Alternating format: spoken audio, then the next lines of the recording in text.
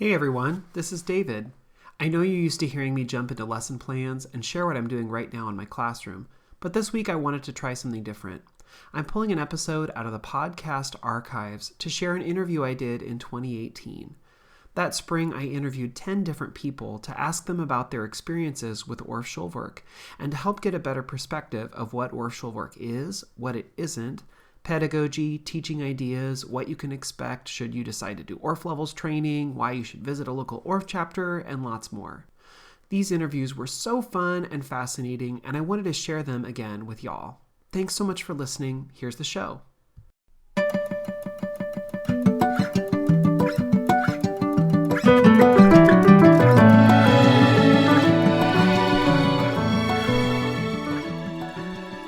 Hey everyone, welcome to episode 24 of Make Moments Matter, a music education podcast, a place where I share lesson ideas, songs, games, and inspiring things for your elementary music classroom. My name is David Rao, and I am the music teacher who blogs at makemomentsmatter.org.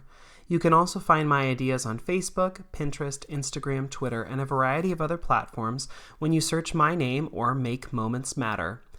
Normally on this podcast, I spend the entire episode sharing teaching tips, lesson ideas, tricks for classroom management, and a whole host of other topics. But for the next few weeks, I'll be doing something a little different.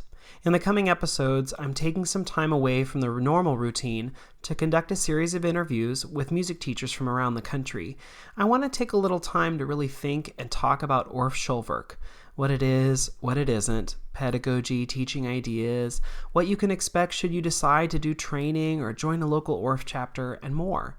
I feel like so many teachers have what feels like a second-hand understanding of what Orff Schulwerk is, and I want people to have a better idea of how they can implement Orff Schulwerk into their teaching lives.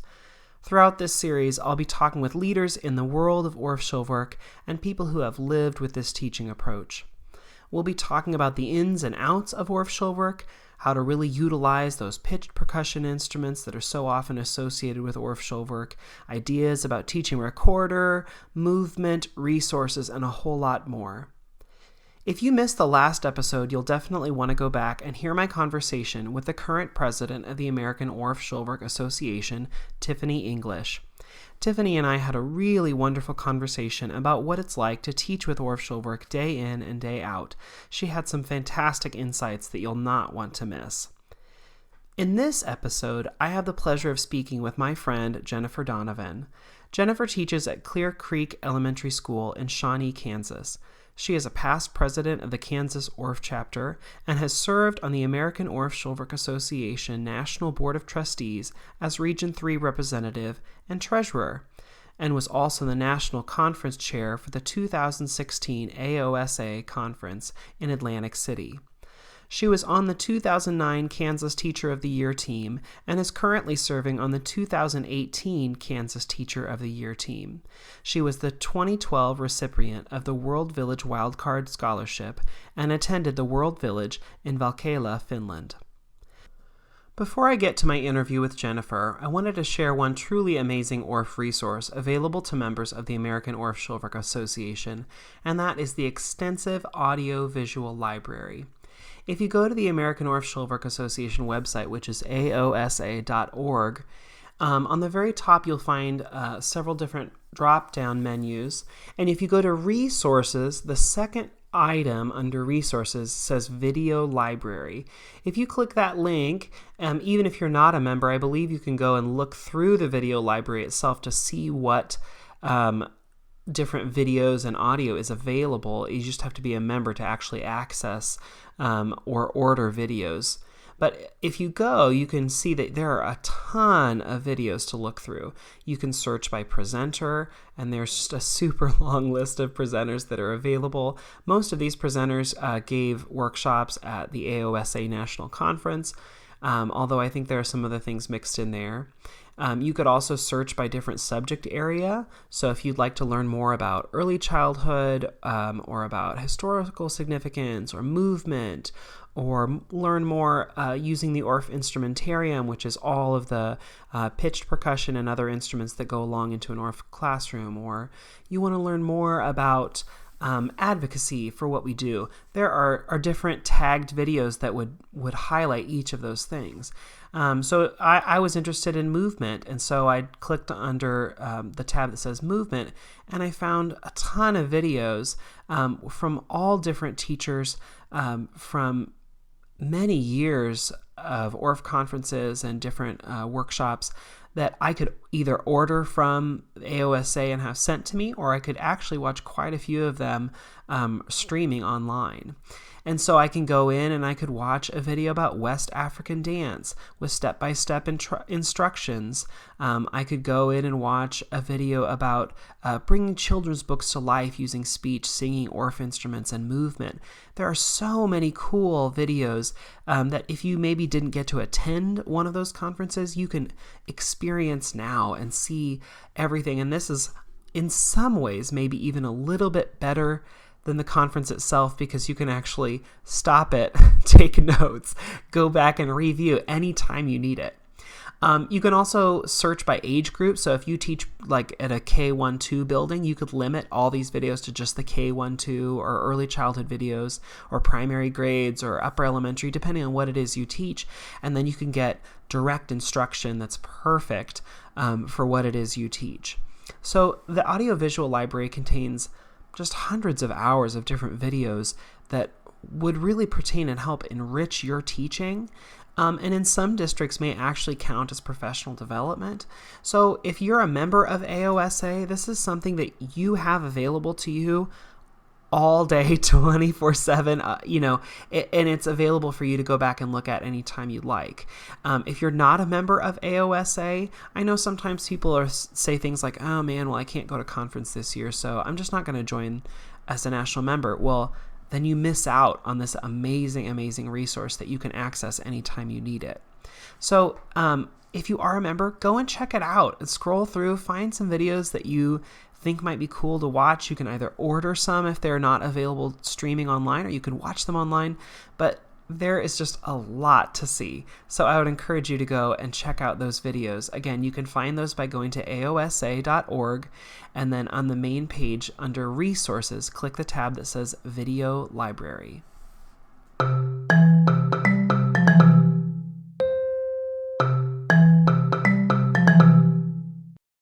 I am so happy to welcome Jennifer Donovan to the podcast. Jennifer is a phenomenal teacher who has many years' experience teaching with the Orff Schulwerk approach. Not only has she lived with Orff Schulwerk and taking all of her Orff levels, but Jennifer is an Orff Schulwerk teacher trainer and is qualified to teach recorder, movement, and basic pedagogy at official Orff Schulwerk levels courses.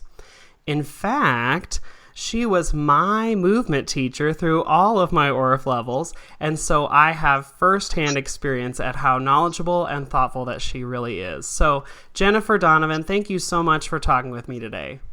Thank you, David. You are too kind. I'm really happy to be here. Well, before we get too far into our conversation, could you tell listeners a little bit more about yourself? Where do you teach? What grades or areas? And just for fun, tell us something interesting or quirky or cool about where you live. Sure, absolutely. I teach kindergarten through 5th grade general music, and then I also have a 4th and 5th grade choir at Clear Creek Elementary in Shawnee, Kansas. We're part of the DeSoto Public Schools, and we are in a kind of southwestern suburb of Kansas City on the Kansas side. And Kansas City is a neat place to live. We have a really vibrant arts community. We have successful symphony, ballet, and opera companies. We also have quite a few professional theater companies. And what I love about it is it's a major foodie city. Lots of great independent restaurants. So it's a great place to come. It's a great place to live, but it would be a great place to come and visit for the listeners. And for the record, Jennifer is not employed by visitkc.com, but you could be. You're a great spokesperson for the city. City, I love it. Well, so. I understand. I lived there for 7 or 8 years, so I also love Kansas City. I wish I still lived there. Well, Jennifer, can you tell us, how did you become a part of the Orff community, or what drew you to Orff Schulwerk? Okay. So I student taught with an amazing woman in Manhattan, Kansas, named Susanna Parker. And she only had done her level 1 Orff, um, but she truly, truly embraced the philosophy. And she just really turned me on to the idea of the active music making part of it and the creativity part of it. So my first year, I floundered and struggled like almost everyone does. And so I started going to the Kansas Orff workshops. And that year, I wrote a staff development grant for actually all of the elementary teachers in my district to go and get our level 1 Orff. And so then it just kind of continued from there. That's after my awesome. first teaching. Yeah, it was fun. Sidebar, this is a funny thing, but my introduction to Orff Schulwerk was at a Kansas Orff chapter workshop that was at your school. Oh, seriously? Yeah. Really? Oh, awesome. Yeah, I did orphan running, and that was my lead in, and I just kept going back. Awesome. I'm so glad. Yay. Yeah. Okay, so a couple times we've talked about level 1 or Schulwerk levels, or I said you're a level teacher trainer. Could you just give a quick explanation of what that means to people who don't or who haven't been maybe familiar with that? Sure. So in the United States, we have a true sequence of summer teacher training courses, and there are 3 levels.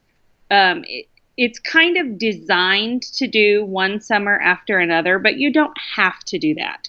So you can take level 1, level 2, and level 3, and then there are different components of each level. And you have 3 hours of basic pedagogy a day, an hour and 15 minutes of movement instruction, and an hour and 15 minutes of recorder instruction. And then there's usually 30 to 45 minutes of some other component. Usually we call it special topics. And so that is really the basis of the training in the United States. And once you have done all 3 levels and successfully completed all 3, you can send your level 3 certificate into AOSA for a small fee and get back a certificate of completion to make you truly Orff certified. And that's how you become Orff certified. So when you hear people talking about levels, that's what they're talking about, is those 2-week summer teacher training courses. And so when you've completed level 3, you can say, I am finished. I mean, theoretically, you have completed certification, but there are more trainings after that if you want. Absolutely. Our organization has an entire committee, an off-board committee called Post Level 3 that really just focuses on providing opportunities for people who have finished their level 3 training so they can continue. So you can do and those happen many times at the levels courses or the teacher training courses in the summer. There will be 1-week master classes. I did a master class in the volumes, the Music for Children volumes. You can do a master class in elemental movement, a master class in curriculum, a master class in the elemental composition style. Yeah. And a lot of that depends on who you're taking the course with and what they want to focus on. Absolutely. Right. Absolutely. Well, we've talked a little bit about that training and, how you get trained. So could you, I know you are certified as a trainer, so this might be difficult, but could you give a 2-minute or less description of the Orff Schulwerk approach? Yeah, actually, I have a less than 30-second, what I call the elevator speech. Oh, amazing. Conference that people are wanting to know why I'm there. So I tell people, Orff Schulwerk is an active music-making approach that combines speech, singing, playing, and movement in a holistic experience where creativity is of the most paramount importance. That is beautiful. And that's I think, great summation. Yeah. Yeah. Well, thank you. I'm going to steal that for the next time an administrator asks, like, well, why do you want to go to this stuff? Yeah. Well, and it really is, the problem solving and the creativity. It's so what all of American education is now going to with project-based learning and maker spaces and STEAM. I mean, it's amazing that our whole nation is moving to an approach of active teaching and active learning that we as Orff Schulwerk practitioners have been doing. So it's such a natural fit for where we're going in a contemporary education. I love that you said that, because I think a lot of times teachers are asked to fit music into a template of good teaching. Like, try and explain music education through Marzano or through Danielson or whatever. And it's cool that what we're doing really already is what the educational world is just, quote unquote, discovering is the right way to do things. We're already doing that. I really feel like we are. I really do. Okay, so saying that, are there any common misconceptions about Orff Schulwerk or levels training or any other aspect of that world that you'd like to address? Well, one thing that I want to say, and I don't know that it's so much of a misconception, but I've been very active in the Kansas Orff chapter, and I've been on the national board of the American Orff Schulwerk Association. And what I do want to stress is that Orff is really inclusive of all teachers, and we are a very open community that welcomes new people. It's not cliquish. I really feel like we try to include everybody, and the more the merrier. And that's not so much a misconception, truly, as just a message I want to send.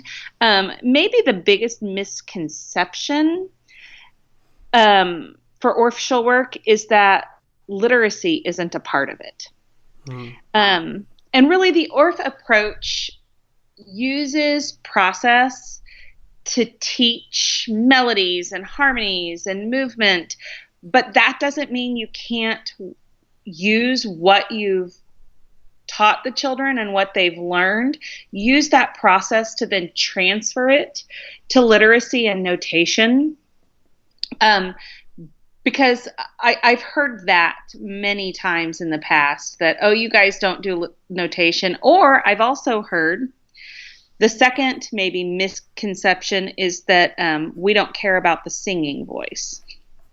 And I have some really great friends who are choral masters who are involved in Orff Schulwerk. And I think that we need to know that the most important instrument that happens in your classroom is a child's voice, and that we have to be good models and also good stewards of teaching children how to sing correctly and giving them a good model and building those singing voices in your classroom as the absolute foundation of everything else you do. Yeah, so, I agree. And it's funny because I know a lot of people associate Orff Schulwerk with like the instruments. You know, in my experience, so much of Orff it's what you said, it's an approach to teaching everything. And so a lot of what we do, I mean, there's so much that we do with no instruments at all. You know, so it's so much about singing and interaction and creating, and so I can see where people might have that misconception, but I totally agree that singing is so vital. It really is. It's the foundation of all music. You know, every culture has singing as their foundation, really. And we have to, for sure, keep our kids singing and keep that vital in our American culture. And so, yeah.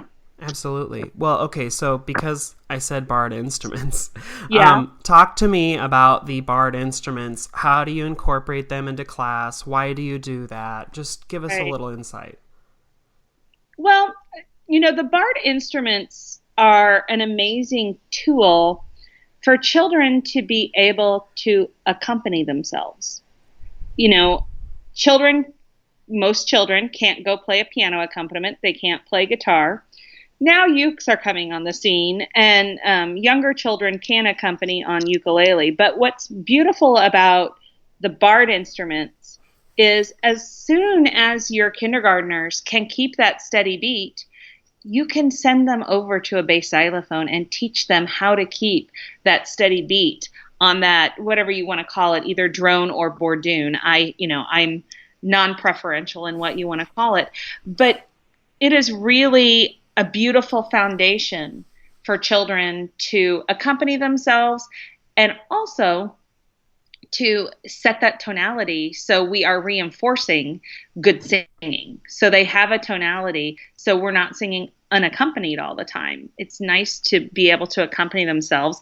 And then, of course, as children get older, you switch from a steady beat, to a broken bourdoon or a crossover bourdoon or a level bourdoon.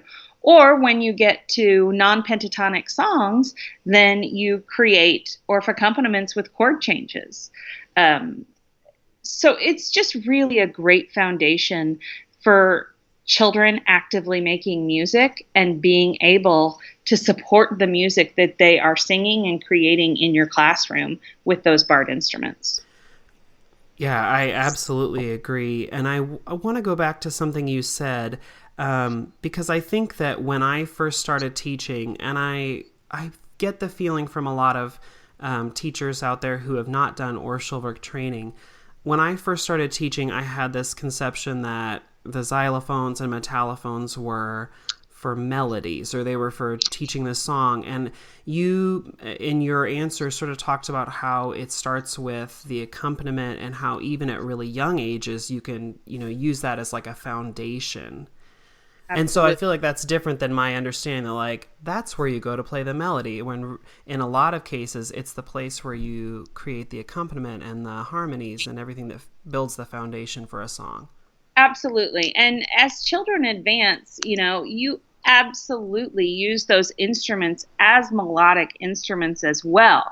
But for me, the first point for children is that harmonic accompaniment. Keeping that tonality for them. It's really an amazing tool. And, it's so cute to see your little kindergartners. They are just over the moon when you have the bass xylophones out when they walk in the door. So. Yeah, I have seen that look on kids' faces. What are we playing today, Miss Donovan? That's what they say. Exactly. And that whole is, everything I just said is not to say you can't use them as melodic. I think that when I first started teaching, it was like, you're going to teach this given melody. And now I see it as you could teach a melody or you can use an accompaniment. And on this one, they can improvise. I feel like it's almost more fun for me to set things up in a teaching order so that they're creating and improvising, or, doing a given melody, but it doesn't just have to be one thing or the other. They're very versatile instruments. Yeah, and also what's so beautiful about any barred instrument is that children are able to play a melody and they don't have to worry about fingerings, and they don't have to worry about, all those things that they have to worry about when you pick up a stringed instrument or a woodwind instrument. So what's so beautiful about them is, if you're playing in G pentatonic, you just take off those, C's and B's? No, C's and F's. Yeah. You take them off, and there you go. The kids are right there. They're in pentatonic, and it's a beautiful springboard then for kids improvising their own melodies. Absolutely. Yeah. Okay, so that said, any mallet or bar removal or rotation tricks that you want to share? Yeah, okay, so I stole from one of my former student teachers the term for grabbing mallets: pinch, and then you wrap your fingers around, and then you roll your hands over, and so your two hands should look like bicycle handlebars. Bar removal, I just have my kids grab the top, grab the bottom, and I tell them to think about how a helicopter takes off instead of how a plane takes off. Absolutely. The helicopter comes straight up. And As far as rotation, I've kind of always set up my classroom. I talk to the kids about how, when you go to Target, there's an indoor and there's an outdoor. Well, in my classroom, when we're playing the barred instruments, if I, just have out 4 or 5 or 6. So what I'll do is I tell them, you come to this side of the instruments and that's the indoor. And then you walk back around behind the instruments to wherever you're going. And then when you leave the instruments, you go out the outdoor. And when I'm doing rotations, I usually will have however many kids who are on the instruments, and then however many kids, if I have 4 kids on the instruments and I know I need 4 up next, just to save time, we talk about baseball and the on deck circle. Whoever's going to be pitched or whoever's going to be batting next.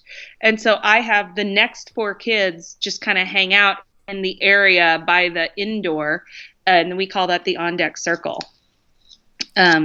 So for me, I just feel like when you're playing instruments and you want to get everybody through in one day, organization is absolutely the key to success.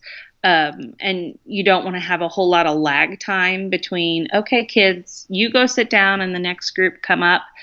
For me, that's always where I have management issues. So having that on deck circle has really helped me.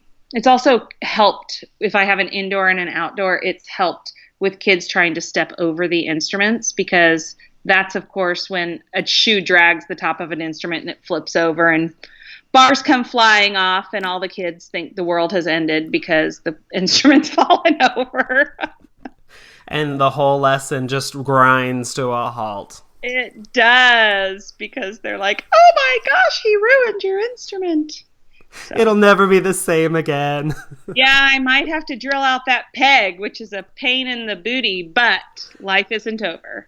So, well, yeah. That makes me think, I get the impression that, while there might be some teachers out there who are like, whatever, go to any instrument. And I think that's where the lesson, for me, falls apart. I like having that structure. And I think some people think, well, Orff Schulwerk is a lot of like, we're just creating in a nebulous universe. But actually, if you're doing it thoughtfully, that you do have some structure and ideas about how you rotate and how you move and how you transition, because that just makes it easier. I mean, that's scaffolding. It absolutely is, and I've had the opportunity to work with Connie Van Engen the past couple summers, and she is really a masterful teacher. And she uses a term that I had never heard before in all of my training when we're talking about improv. This is a little bit of a pivot, but Connie talks about, kids can't just go to an instrument and improv 16 beats. And so you have to give them an improvisational structure that you've modeled and you've done together. And it's amazing what kids can do, but you do have to give them, kids do want structure. Now, that doesn't mean there can't be incredible creativity, but they do want to understand what their expectations are and where you're going and what's happening. So, yeah. I love improvisational structure, and is that a great term? It's great, and it is actually absolutely what we do. And so, there's a great plug. Why should you take levels training? Well, you can learn about structures and processes to help students be successful in improvisation and all sorts of things. You need to be the AUSA spokesperson, my friend. That's awesome. That's awesome. Okay, well, so that was pitch percussion. How do you incorporate non-pitch percussion into lessons? So from the very beginning of kindergarten, every single week we do a different instrument. I see my kids twice a week for a half an hour, so I don't commit to doing a new instrument every single time I see them, because during the course of the year, I feel like usually I see my kids about 60 times, maybe 65, depending on, just how snow days and all that kind of stuff has worked out for the year. But so I try to do a different instrument every single day. So or every single week with my kindergartners, just so they have that foundational knowledge of the unpitched percussion. And so they are just, they're usually a little sound effect that goes along with a song of some sort. And I continue to use those instruments through arrangements or as, accompaniment or sound effects with songs all the way through.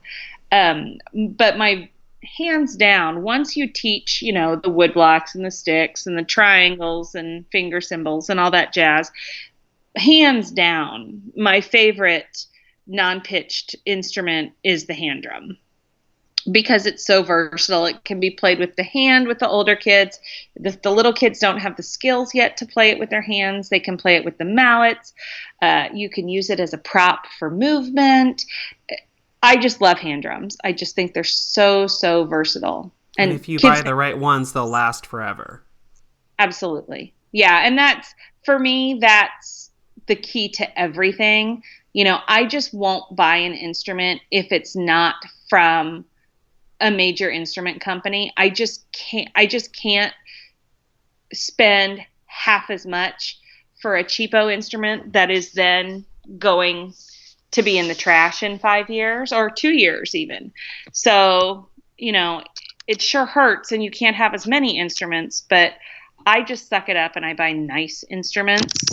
So I don't know how you feel about that, but well, I feel pretty sad because I was about to announce my new line of David's Dynamic drums at a low price, but I guess I won't do that. 100 hand drums for $10. You can have your whole grade level drum. They might be folded out of paper, but they look great. So, but I mean, hand drums are just amazing. My fifth graders this year, we lit hand drums up with LED lights, and we did a piece, just a speech piece. Actually, it was a body percussion piece from one of the volumes, and then we transferred it to speech, and then we drummed it, and then we turned out the lights and drummed it with just the white and red lights on the drums, and it was super cool. They love that. Oh, they're such versatile instruments. They're amazing. So speaking of versatile instrument, yeah, trying to segue to I know this is like half of the world's least favorite instrument, but how does the recorder fit in with the Orff Schulwerk approach? Well, so while I'll give you a little bit of a history, Carl Orff was developing the Orff instruments with the Studio 49 company.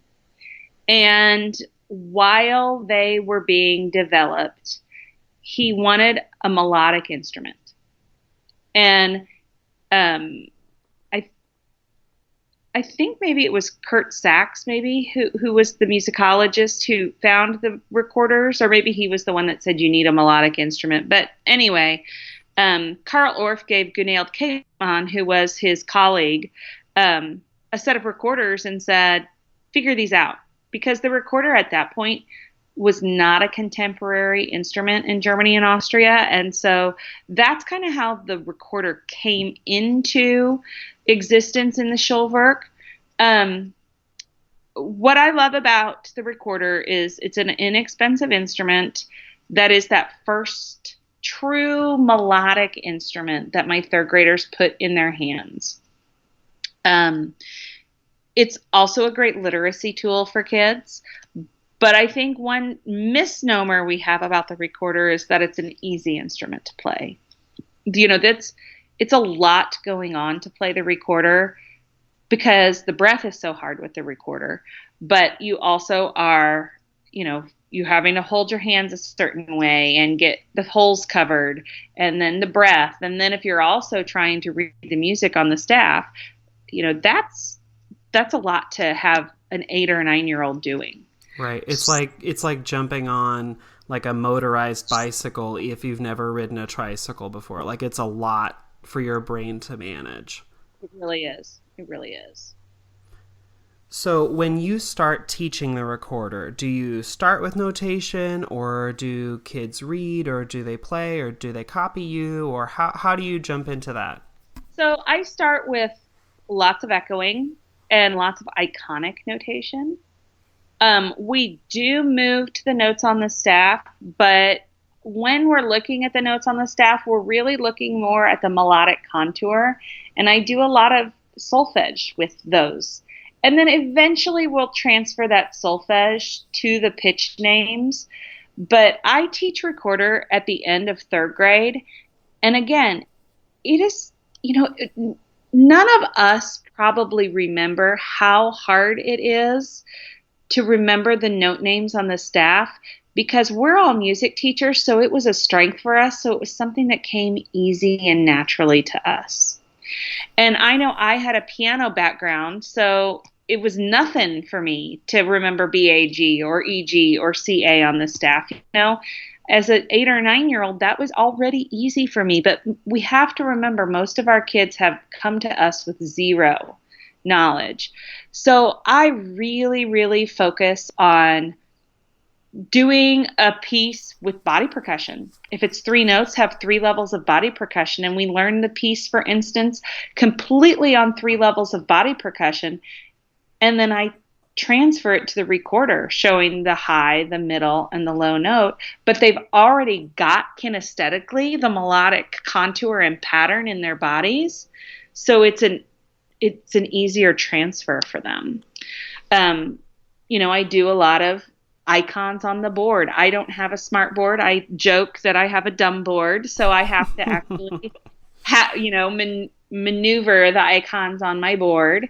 But I do a huge amount of iconic notation on the board. And then, of course, we move to the notation, the standard notation with letter names, because we would be doing our children a disservice if we didn't introduce that for them.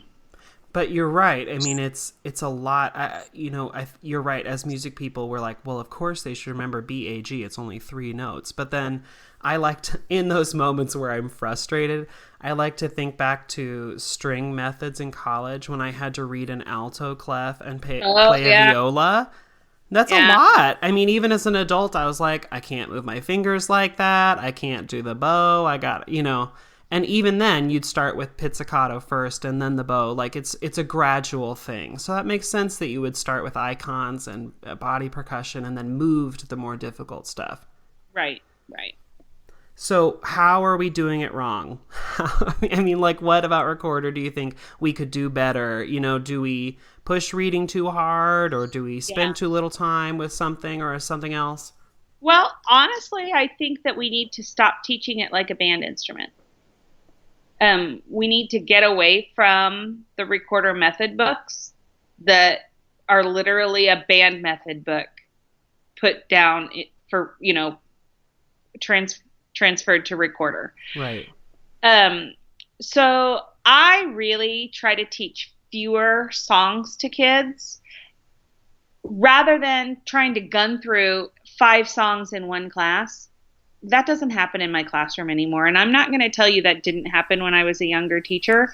I have really stepped back from the amount of literature I teach my children, and I teach them through processing to make sure we've got authentic learning and engagement, rather than them flipping out, not knowing how to play the song. Because now, if my kids don't know how to play the song when they leave my classroom, they go home and they go to YouTube and they find someone playing the song, and then they just learn it by ear and by watching the person play it on YouTube. So there's zero learning there. They're just learning it by rote. And I learned that a couple years ago because I had a little girl who was playing amazingly, and she was playing ahead of where we were in the book I was using at that point. And I'm like, you are so good. And she's like, oh no, I found somebody who's playing all the songs on YouTube, so I'm just spending my time on YouTube. So I do use a book, but the book I use really focuses on process and not very many pieces, and truly just making sure we understand how the instrument operates. Right. So, yeah.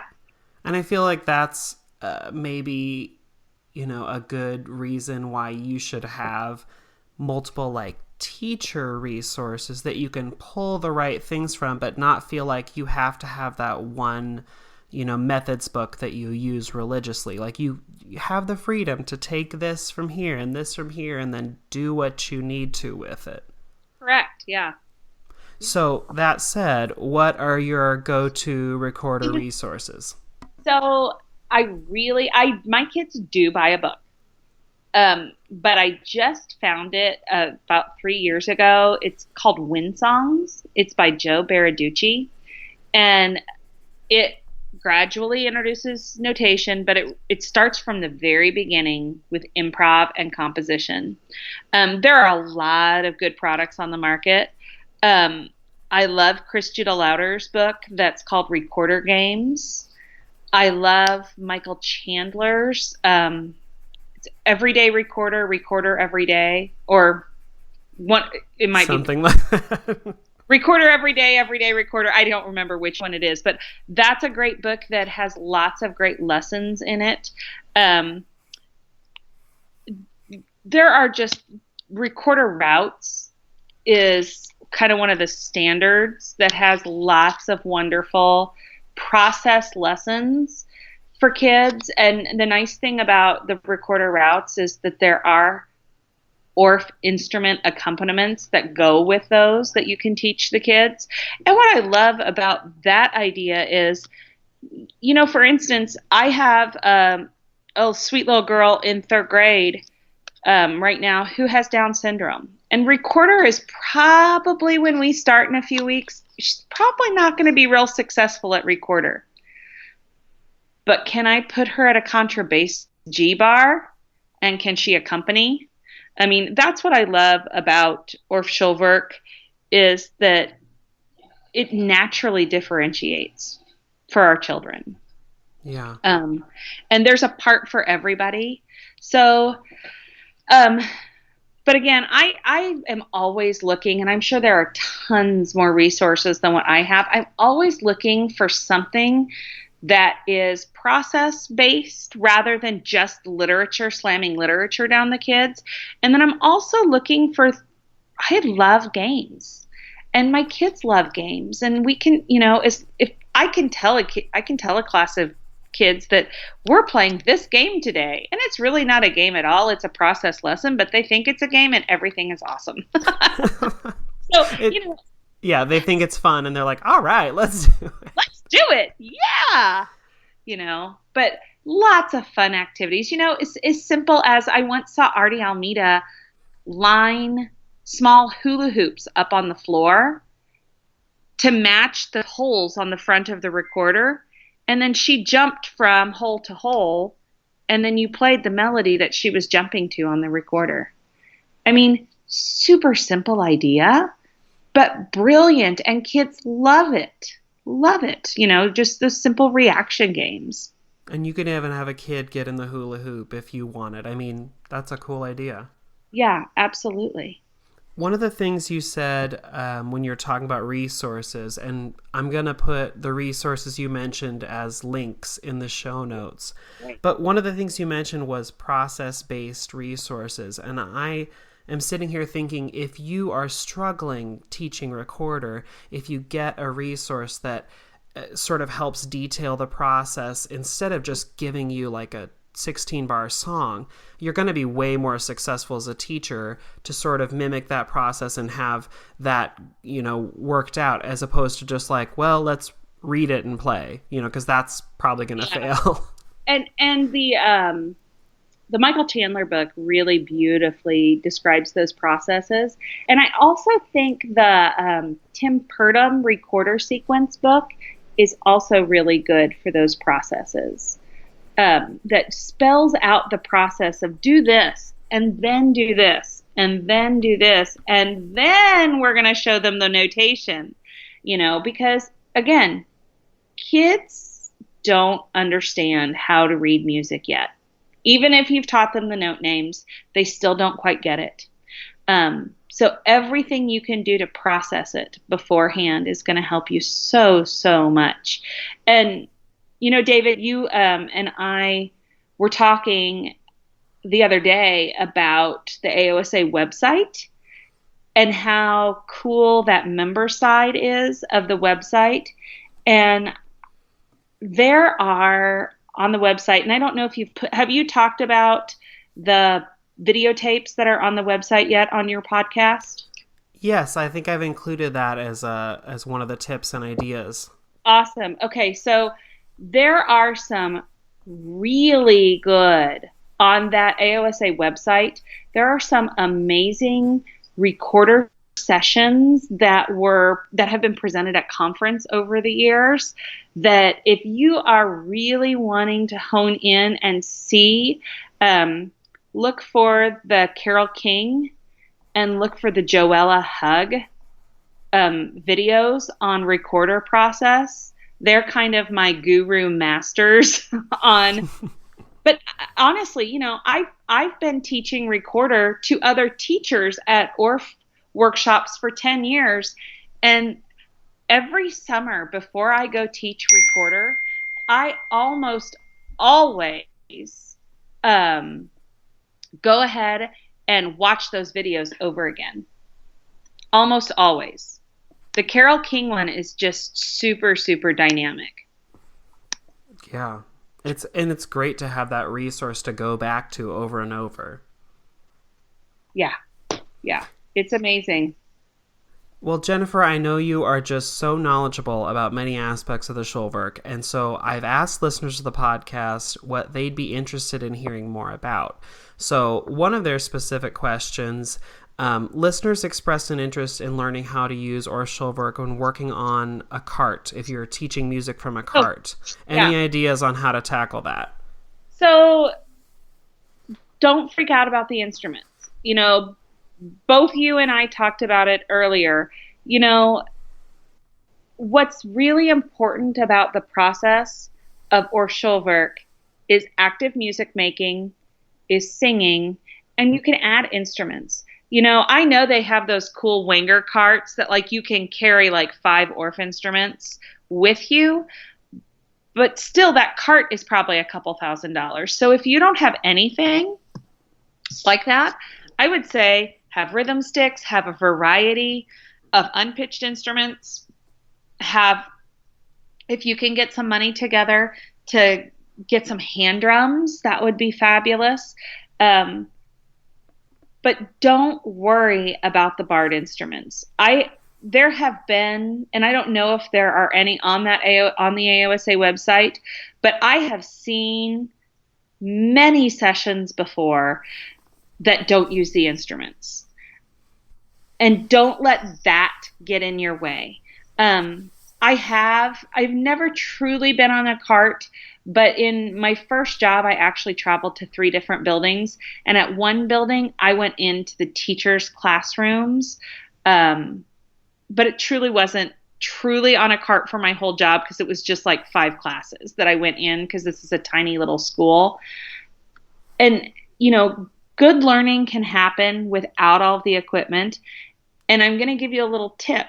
If you're able to come to the AOSA National Conference every year, sessions that happen on Saturday afternoon are not going to have instruments at them. Because I've chaired the conference before, and we have to be packing up the instruments and getting them on the semi that afternoon.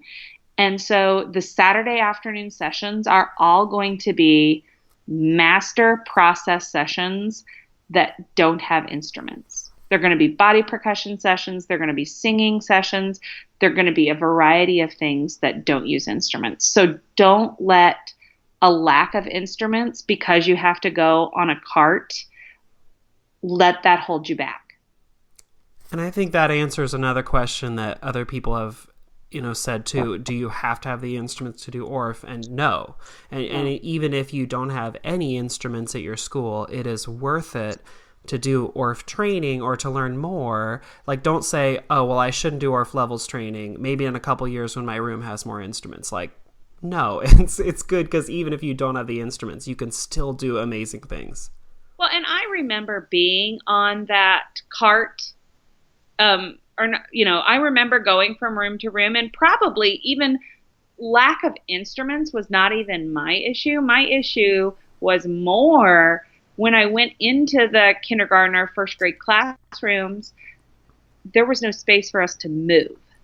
So that would maybe be the first thing that I would say somebody who's on a cart that you might want to tackle is have just really super positive, polite conversations with those teachers and ask that, when you come in, would you be able to have the kids move their desks away, and give you a movement space in the center of the room.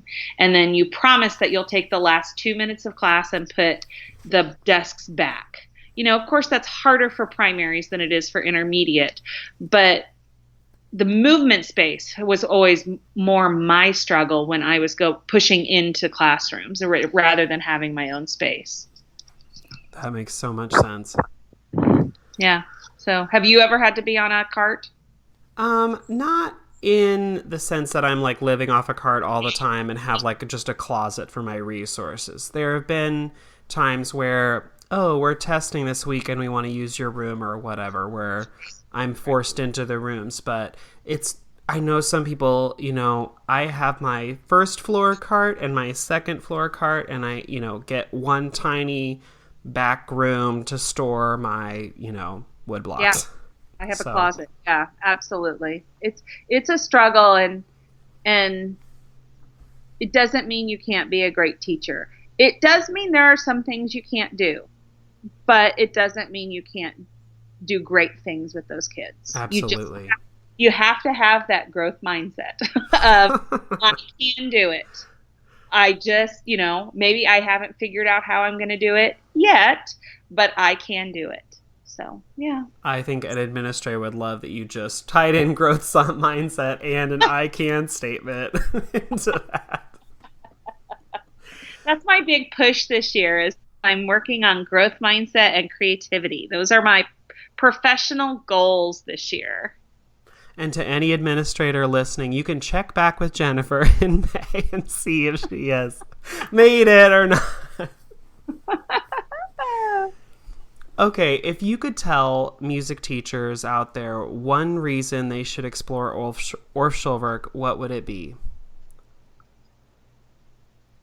I've developed a PLN, a professional learning network, before the age of technology through Orff Schulwerk.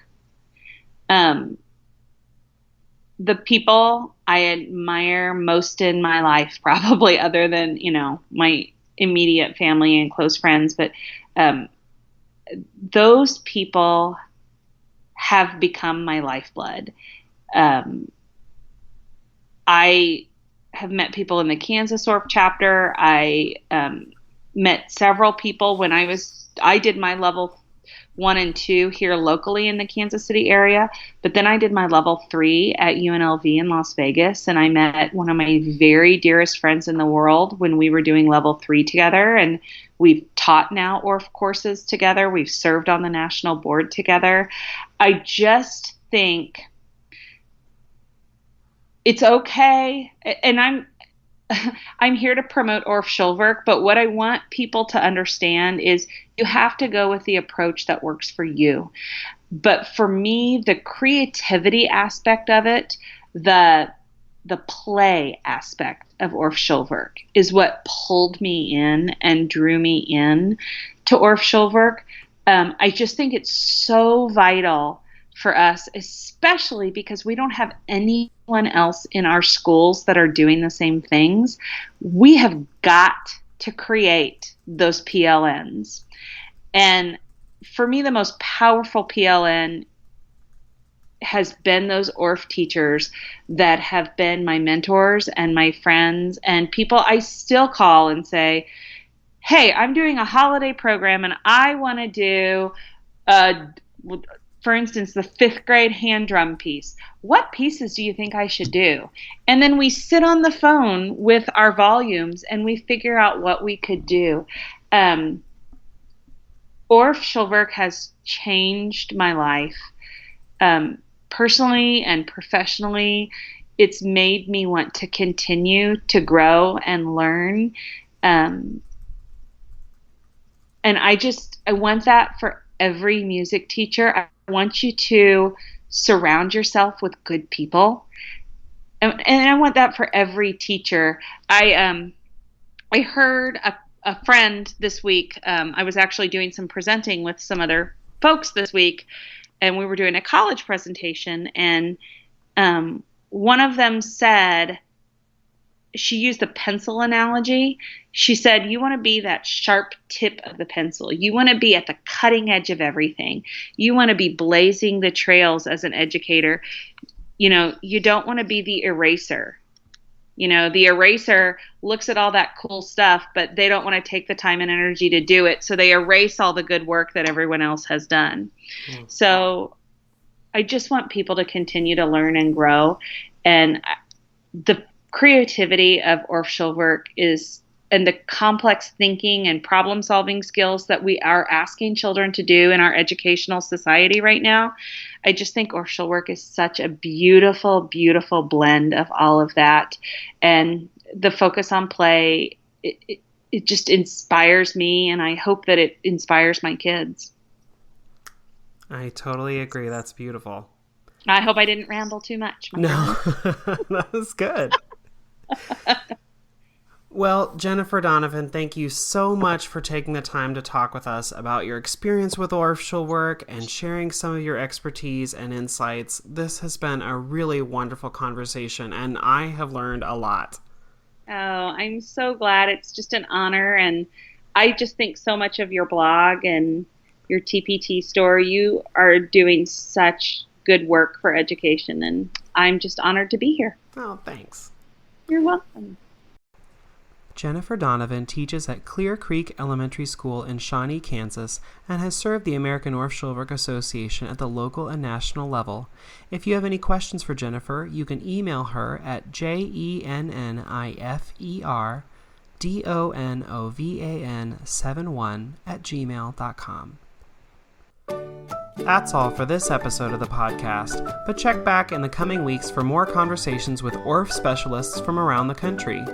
If you're interested in learning more about Orff Schulwerk, finding a local chapter, or attending Orff teacher training, you can find all the information you need at aosa.org. My name is David Rao, and you have been listening to Make Moments Matter, a music education podcast.